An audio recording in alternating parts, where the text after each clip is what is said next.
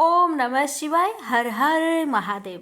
भक्तों, आज सोमवार के दिन सुने सोमवार व्रत में सुनी जाने वाली भगवान शिव जी की कथा। कथा इस प्रकार है। प्राचीन काल में रत्नभद्र नाम से प्रसिद्ध एक धर्मात्मा यक्ष गंधमादन पर्वत पर रहता था। उनके पूर्णभद्र नामक एक पुत्र उत्पन्न हुआ। अंत में अनेक भोगों को भोगकर उस रत्नभद्र ने शिव ध्यान परायण हो परम शांत शिवलोक को प्राप्त किया। पिता के शिवलोक चले जाने पर पूर्णभद्र ने संतानहीन होने से अपनी भार्या कनक कुंडला नाम की यक्षिणी से कहा, प्रिय, मुझे पुत्र के बिना यह राज्य और महल आदि अब शून्य मालूम होता है। कनक कुंडला बोली, प्राणनाथ, आप ज्ञानवान होकर भी पुत्र के लिए खेद क्यों करते हैं? यदि यही इच्छा है तो पुत्र मिलने का उपाय कीजिए। इस जगत में उद्यमी लोगों को क्या दुर्लभ है। जो प्राणी परवंध के भरोसे रहते हैं वह नितांत का पुरुष है, क्योंकि अपना किया हुआ कर्म ही परवंध है और कुछ नहीं। इस कारण प्रतिकूल प्रावंध को शांत करने के लिए समस्त कारणों के भी कारण रूप भगवान शिव की शरण में जाना चाहिए। यदि आप सर्वश्रेष्ठ पुत्र है तो भगवान शिव की शरण ग्रहण कीजिए। अपनी पत्नी की बात सुनकर यशराज ने गीत वाद्य से भगवान शिव का पूजन कर पुत्र की अभिलाषा पूर्ण की। उसका नाम हरिकेश पड़ा। पुत्र उत्पन्न होने की प्रसन्नता से उसने अनेक दान पुण्य किए। जब हरिकेश 8 वर्ष का हुआ तभी से वह खेल धूली बालू का शिवलिंग बनाकर त्रिनादि ध्रुवा से उनका पूजन करता और अपने साथियों को शिव नाम से ही पुकारता था। वह रात दिन हे चंद्रशेखर, हे भूतेश, हे मृत्युंजय, हे नीलकंठ आदि पवित्र नामों का उच्चारण करता और मित्रों को प्रेम करता हुआ बार बार इन्हीं नामों से पुकारता रहता था। उसके कान नाम के अतिरिक्त अन्य किसी को ग्रहण नहीं करते थे। वह शिव मंदिर को छोड़कर किसी अन्य जगह नहीं जाता। उसके नेत्र शिव के अतिरिक्त और कुछ देखने की इच्छा नहीं रखते थे। वह सपना में भी भगवान शिव को ही देखा करता था। हरिकेश की यह दशा देखकर उसके पिता ने उसे गृह कार्य में लगाने की अनेक चेष्टाएं की, किंतु उस पर कुछ भी असर नहीं हुआ। अंत में हरिकेश घर से निकल गया। कुछ दूर जाकर उसे भ्रम हो गया और वह मन ही मन कहने लगा, हे शंकर, कहाँ जाऊं? कहाँ रहने से मेरा कल्याण होगा? यह सोचकर उसने अपने मन में विचार किया कि जिसकी कहीं ठिकाना नहीं है उसका काशीपुरी ही आधार है। इस प्रकार निश्चय कर वह काशीपुरी को गया, जिस अविमुक्त क्षेत्र में पंच भौतिक देह त्याग कर प्राणों का शिव की प्रसन्नता से फिर देह से संबंध नहीं रहता, उस आनंद वन में जाकर तप करने लगा। कुछ समय बाद भगवान शिव ने पार्वती को अपना विहार वन दिखाया। वह अनेक सुगंध युक्त पल्लवों से शोभित था।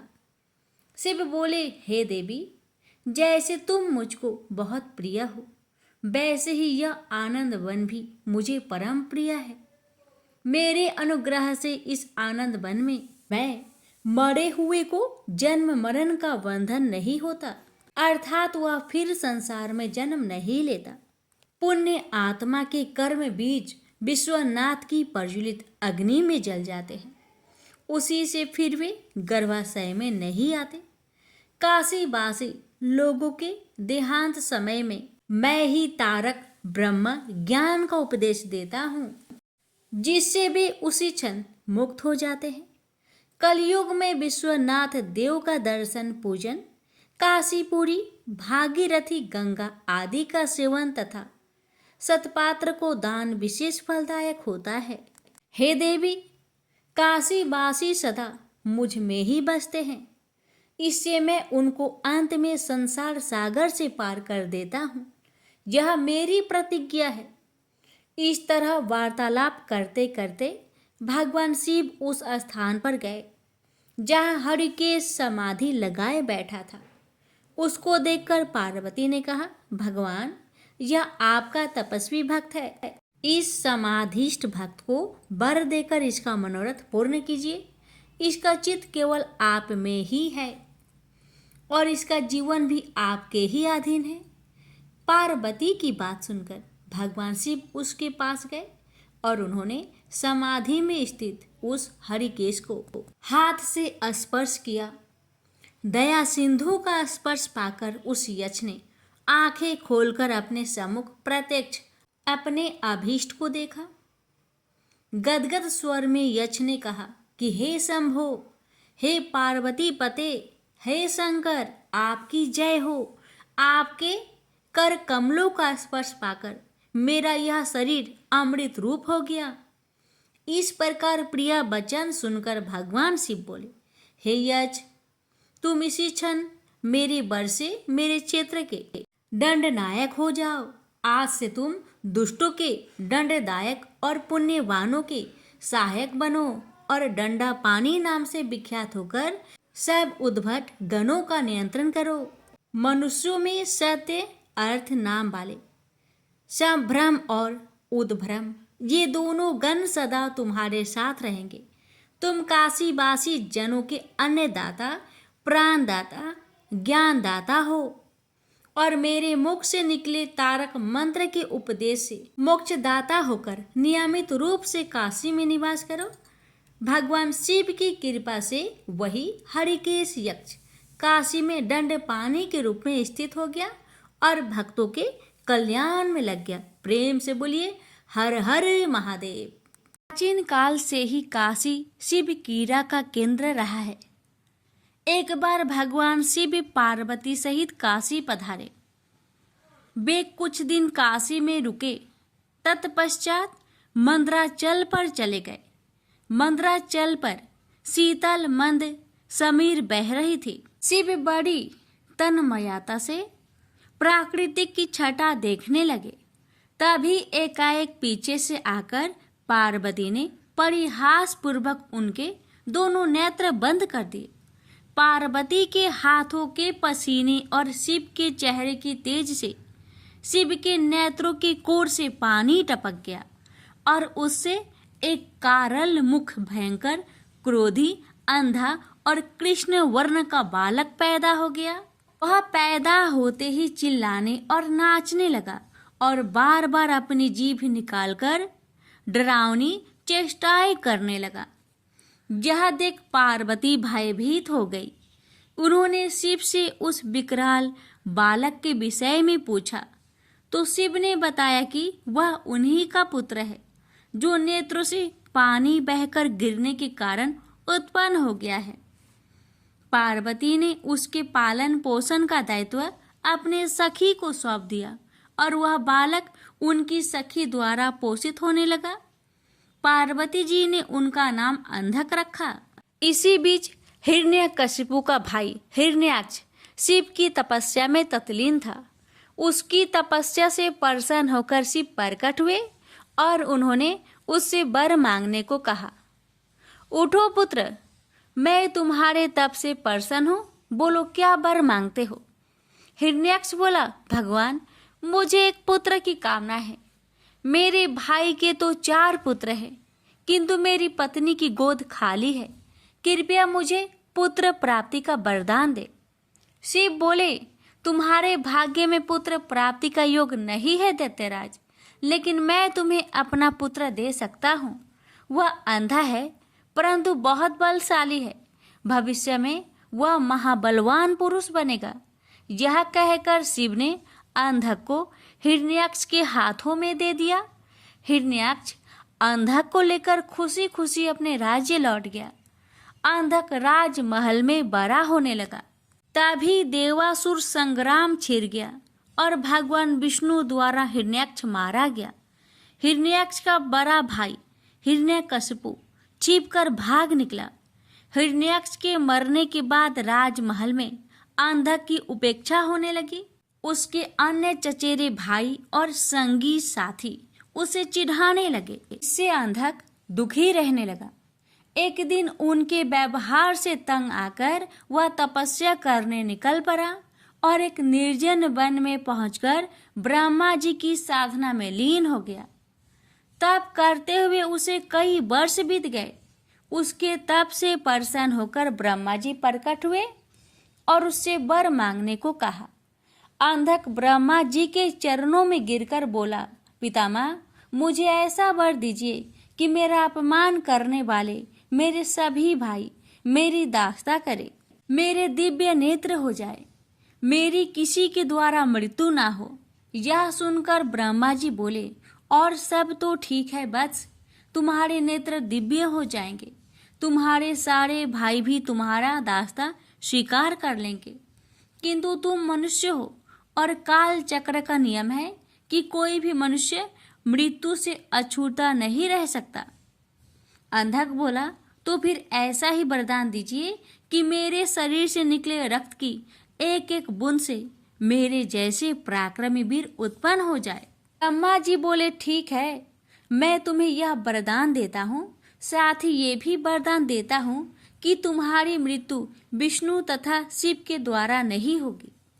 अंधक को वरदान देकर ब्रह्मा जी अंतर्ध्यान हो गए और अंधक वरदान पाकर एकदम सुपुष्ट एवं नेत्रवान पुरुष बन गया। वह वापस दैत्यपुरी लौट आया। वरदान प्राप्त करके वह बेहद कामुक हो गया। उसके अत्याचारों से नाग, यक्ष तथा देव गंधर्व सभी दुखी रहने लगे। वे सब ब्रह्मा जी की शरण में पहुंचे, किंतु ब्रह्मा जी ने उन्हें कोई अवशासन नहीं दे सके, क्योंकि अंधकासुर उन्हीं के वरदान स्वरूप तो यह उत्पात मचाए हुए था। आखिर निराश होकर सब लोग शिव के पास पहुंचे और उन्हें अंधकासुर के अत्याचारों के बारे में अवगत कराया। शिव ने उन्हें आश्वस्त किया। अस्वस्थ होकर वे अपने स्थानों को लौट गए। शिव पार्वती मंद्राचल पर्वत पर ठहरे हुए थे। तभी एक बार अंधक अपनी सेना के साथ मंद्राचल पर्वत पर पहुंचा। पर्वत की सुरमया देखकर वह विभोर हो उठा। उसने सोचा, कितना सुंदर स्थान है, क्यों न यहाँ अपने लिए एक अस्थायी नगर का निर्माण करा दिया जाए। यह सोच उसने अपने एक सेवक को आदेश दिया, तुम कोई उचित स्थान तलाश करो जहाँ हमारे लिए एक शानदार महल बन सके। आज्ञा पाकर सेवक उचित स्थान की खोज में निकल पड़ा। कुछ दूर जाने पर उसे एक जटाधारी पुरुष तप करता दिखाई दिया। उसके समीप ही एक सुंदर स्त्री बैठी हुई थी। उसने सोचा, वाह क्या सुंदरी है, लेकिन यह इस तपस्वी के पास क्या कर रही है। इसे तो राजमहल की शोभा होनी चाहिए, चलकर महाराज को सूचित करूं। यह सोचकर वह वापस लौट आया और अंधक को सारा वृत्तांत कह सुनाया। सुनकर अंधक बोला, फिर से जाओ और उस सुंदरी को उठाकर मेरे पास ले आओ और उसके साथ के तपस्वी पुरुष को कह देना कि मैं दैत्यराज अंधक का दूत हूँ और उनके लिए इस सुंदरी को ले जाना चाहता हूँ। दूत पुनः उसी स्थान पर जा पहुंचा। तब तक शिव भजन पूजा से निवृत्त हो चुके थे। उसने अपने स्वामी अंधक का आदेश उन्हें कह सुनाया। सुनकर शिव ने उनसे कहा, जाओ अपने महाराज से कह देना कि किसी की पत्नी पर कुदृष्टि डालना बहुत ही अनुचित कार्य होता है। यह सुनकर दूत वापस लौट आया। उसने अंधक को शिव द्वारा दिया गया उत्तर सुना दिया। सुनकर अंधक गुस्से से आग बबूला हो उठा। वह अपनी सेना की एक टुकड़ी लेकर शिव पर टूट पड़ा, लेकिन शिव के गण वीरभद्र ने उन्हें मारकर भगा दिया। अंधक के सेनापति नील ने मायावी हाथी का भेष धारण किया और वह शिव गणों की ओर लपका। यह देख वीरभद्र ने तुरंत सिंह का भेष धारण कर लिया और नील का वध कर डाला। दूसरी ओर नंदी अंधक से युद्ध कर रहा था। उसने इतने प्रबल वेग से आक्रमण किया कि अंधक को जान बचाने के अलावा और कुछ न सूझ सका और वह अपनी सेना सहित भाग गया। अंधक के पराजित होकर भागने के पश्चात शिव पशुपत नामक व्रत करने लगे। पार्वती को उन्होंने मंद्राचल स्थित देवी मंदिर में भेज दिया और शिव के गण देवी के मंदिर पर पहरा देने लगे। अंधक अपनी पराजय को न भूल सका। उसने पुनः सेना एकत्र की और हमला कर घनघोर युद्ध छिड़ गया। अंधक ने नंदीश्वर को मूर्छित कर दिया। देवर्षि नारद द्वारा यह समाचार विष्णु तक पहुंचाया गया। इंद्र आदि को भी यह संदेश भेजा गया। देखते ही देखते देवों की एक विशाल सेना मंद्राचल पर आ जुटी। देव और दैत्यों में भयानक युद्ध छिड़ गया, लेकिन दैत्यों की प्रबल मार के आगे देवताओं की हार होने लगी। उनके पैर उखड़ने लगे। अंधक ने एक बार फिर शिव के पास संदेश भिजवाया कि उस स्त्री को मुझे सौंप दो और अपनी जान बचा लो, अन्यथा शीघ्र ही अन्य देवों के साथ साथ तुम्हें भी यमलोक पहुंचना पड़ेगा। यह संदेश सुनकर शिव के नेत्र जल उठे। उन्होंने हुक्कार भरते हुए अपना त्रिशूल उठा लिया। तभी घबराया हुआ नंदी वहां पहुंचा और शिव से बोला, प्रभु, दैत्य सेना बहुत ही प्रबल है। हमारे समस्त गण मारे गए। देवता मैदान छोड़कर भाग निकले। मैं किसी तरह जान बचाकर आया हूँ। शिव बोले, धैर्य रखो नंदीश्वर, उस दैत्य का अंत समय आ पहुंचा है। मैं स्वयं युद्ध भूमि में चलता हूँ। यह कहकर शिव युद्ध भूमि में पहुंचे और अंधक से भिड़ गए। भयानक युद्ध छिड़ गया। भगवान शिव लगातार अंधक के बाणों से अपना बचाव करते हुए त्रिशूल से प्रहार करते रहे, किंतु उनका हर प्रयत्न विफल हो रहा था। ऐसे ही अंधक का कोई अंग घायल होता, उससे रक्त निकलता और उस रक्त से उस जैसे ही अनेक दैत्य पैदा हो जाते थे। उधर शुक्राचार्य अपनी संजीवनी विद्या के बल पर मरे हुए दैत्यों को पुनः जीवित कर देते थे। स्वरूप शिव के चारों ओर दैत्यों की एक विशाल सेना खड़ी हो गई। शिव ने अपने गणों को आदेश दिया कि शुक्राचार्य को बांधकर यहाँ ले आए, ताकि वे दैत्यों को पुनः जीवित ना कर सके। गण शुक्राचार्य को बांधकर ले आए और शिव के सम्मुख खड़ा कर दिया। फिर भगवान शिव ने विराट रूप धारण कर लिया। उनका मुख खुला और देखते ही देखते उन्होंने शुक्राचार्य को निगल लिया। इससे शिव गणों का उत्साह दुगना हो गया। उन्होंने दुगने जोश से दैत्यों का संहार करना आरंभ कर दिया। दैत्य सेना में भगदड़ मच गई और शीघ्र ही सारी सेना मैदान छोड़कर भाग निकली। अकेला अंधक भगवान शिव के सम्मुख डटा रहा। शिव और अंधक में भयानक युद्ध छिड़ गया। अंधक को अपने पर भारी पड़ता देख भगवान शिव ने अपने मुख से एक महाज्वाला उत्पन्न की। वह योगेश्वरी थी। माता महाकाली ने रक्तपान करना आरंभ कर दिया। शिव त्रिशूल चलाते अंधक के शरीर से रक्त फूटता और माता काली रक्त को जमीन पर गिरने से पहले ही पान कर जाती। इससे अंधक बलहीन हो गया। उसके कदम लड़खड़ाने लगे। भगवान शिव ने उसके हृदय को निशाना बनाकर त्रिशूल चलाया और अंधक का हृदय बेध दिया। साथ ही उसे त्रिशूल के ऊपर टांग दिया। अंधक के गिरते रक्त को नीचे खड़ी काली सहित सभी योगिनियां जमीन पर गिरने से पहले ही अपने विशाल मुख में लुप्त करने लगी। फिर युद्ध शांत हो गया, लेकिन ब्रह्मा जी के वरदान स्वरूप अंधक नहीं मर सका। वह त्रिशूल पर टंगा टंगा ही शिव का जाप करता हुआ अपनी भूल का प्रायश्चित करने लगा। दयालु शिव उसके जप से प्रसन्न हुए और उसे त्रिशूल से नीचे उतारा और वर मांगने को कहा। अंधक ने शिव के चरणों में प्रणाम करके कहा, भगवान मुझे क्षमा करे, मुझसे बहुत बड़ा अपराध हो गया था। मैंने माता पार्वती पर कुदृष्टि डाली थी। अब से मैं आपकी सेवा में रहूंगा और कभी भी अपने अंदर दैत्य भाव जागृत न होने दूंगा, न ही देव विरोधी कार्य करूंगा। प्रभु, मैं चाहता हूँ कि मुझे दिव्य दृष्टि प्राप्त हो जाए। आज से मैं हर समय आपकी सेवा में दास की तरह उपस्थित रहूं, मेरे समस्त विकार धुल जाए। तथास्तु कहकर भगवान शिव अंतर्ध्यान हो गए। त्रिपुरारी रुद्र की कृपा से भूमंडल पर एक बार फिर से धर्म ध्वजा फहराने लगी। एक बार फिर वैदिक धर्म का पालन होने लगा। जगह जगह यज्ञ हवन होने लगे। वातावरण में फिर मंत्र गूंजने लगे। प्रेम से बोलिए हर हर महादेव। यह बात उस समय की है जब समुद्र मंथन से निकला अमृत कलश दैत्य एक दूसरे के हाथों से छीन रहे थे। इसी बीच एक मनोरम स्त्री उनके बीच में चली आई। सभी उस मनोरम स्त्री के सौंदर्य को देख हठात मोहित हो गए। वे सभी आपस का झगड़ा भूलकर उन मनोरम स्त्री के पास दौड़कर गए। दैत्यों ने देवी से पूछा, तुम कौन हो, कहां से आई हो? सुंदरी, तुम क्या करना चाहती हो? देवी को देखकर दैत्यों के बीच खलबली मच गई। दैत्य कहने लगे, अब तक देवता, दैत्य, सिद्ध, गंधर्व, चारण और लोकपालों ने तुम्हें स्पर्श तक नहीं किया होगा।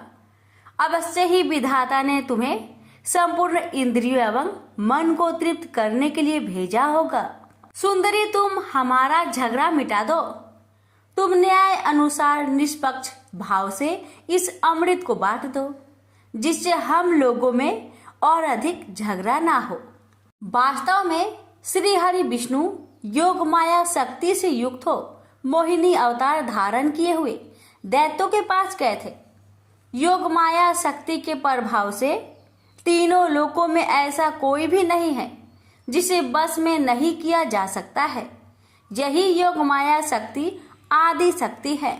दैत्यों की प्रार्थना पर तीनों लोकों को मोहित करने में समर्थ मोहिनी देवी ने दैत्यों को हंसकर कहा, मैं माया हूं तथा आप महर्षि कश्यप के संतान हैं।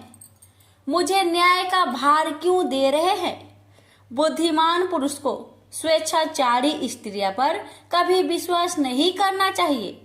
मोहिनी देवी की परिहास भरी वाणी दैत्यों को और अधिक आश्वस्त कर गई और उन्होंने अमृत से भरा कलश उनके हाथों में दे दिया। मोहिनी देवी ने अमृत का कलश अपने हाथ में ले दैत्यों से कहा, मैं जो भी करूं, फिर चाहे वो उचित हो या अनुचित, अगर तुम्हें स्वीकार हो तो तुम्हें अमृत बांट सकती हूँ।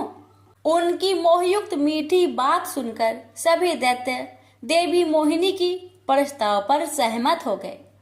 मोहिनी देवी ने अगले दिन अमृत पान करने की सलाह दी। मोहिनी देवी के आदेश अनुसार अगले दिन समस्त दैत्य स्नान कर अमृत पान करने हेतु पंक्ति में बैठे। देवता भी वहां आकर बैठ गए। मोहिनी देवी अमृत का कलश हाथ में लेकर आई। वे बड़ी ही सुंदर साड़ी पहनी हुई थी। आंखें नशीली हो रही थी। कलश के समान स्तन तथा गज सावक के सूर्य के समान जंघाएं थी। देवी के स्वर्ण नूपुर अपनी झंकार से सभी को मोहित कर रही थी। सुंदर कानों में कुंडल थे तथा उनकी नासिका कपोल तथा मुखा रविंद्र बहुत ही मनोरम थे। बाद में भगवान के इस मोहिनी अवतार ने देवों को अमृत पान करवाया और दैत्य के साथ छल किया। उधर जब भगवान शिव ने सुना कि श्री हरि ने दैत्यों को मोहित कर देवताओं को अमृत पिलाने के लिए स्त्री रूप धारण किया, वे उस स्थान पर गए जहां भगवान श्री हरि निवास करते थे। वहां जाकर शिव जी ने भगवान श्री हरि की स्तुति वंदना की। श्री हरि ने शिव जी को दैत्यों को मोहित करने वाले मोहिनी रूप दिखाया। एकाएक शिव जी एक रंग बिरंगे फूलों से भरे पूरे उपवन में पहुंच गए। वहां उन्होंने बड़ी ही सुंदर परिधान पहने हुए, कमर में कमरधनी पहने एक सुंदर स्त्री को कीड़ा करते हुए देखा। उन देवी ने लज्जा भाव से मुस्कुराकर तिरछी नजर से शिव जी की ओर देखा। बस फिर क्या था, कामदेव को भस्म करने वाले भगवान शंकर का मन उनके हाथ से निकल गया। वे मोहिनी देवी को निहारने लगे।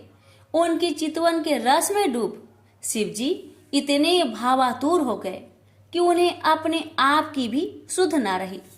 जहां भगवान शंकर की मोहिनी देवी पर आंखें लग जाती थी, लगे ही रहते थे तथा उनका मन वही रमन करने लगता था।